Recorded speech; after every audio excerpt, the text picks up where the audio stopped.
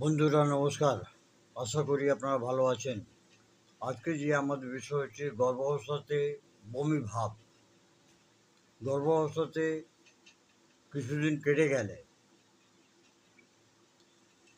অনেক সময় মহিলাদের পেটে বাচ্চা আসার পর যে কোনো জিনিসের গন্ধ সে সহ্য করতে পারে না এবং বমি ভাবটা আসতে থাকে।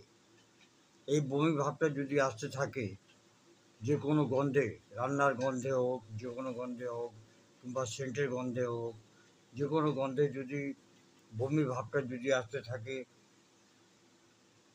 তাহলে হোমিওপ্যাথিতে খুব ভালো ভালো ওষুধ আছে যেটা এই প্রবলেমটাকে মেটাবে। এক নম্বর হচ্ছে ককুলাস ইন্ডিকা, 2 নম্বর হচ্ছে সিম্ফরিক আরপাস রেসিমোসা। এই দুটো ওষুধই যদি দেওয়া হয় মহিলাকে, লোয়ার পোটেন্সিতে 6 পোটেন্সিতে দেবেন, তাহলে এই বমি ভাবটা গর্ভাবস্থাতে থাকবে না এবং উনি ভালো হয়ে যাবে। আশা করি এই ছোট্ট ভিডিওটা আপনাদের পছন্দ হবে। পছন্দ হলে এটা আপনাদের বোনদেরকে পাঠান, যাতে তারাও একটু জানতে পারুক যে গর্ভাবস্থাতে বমি যদি ভাব আসে তাহলে কী করা যায়। নমস্কার, Jai Hind. Long live homeopathy, long live Hahnemann.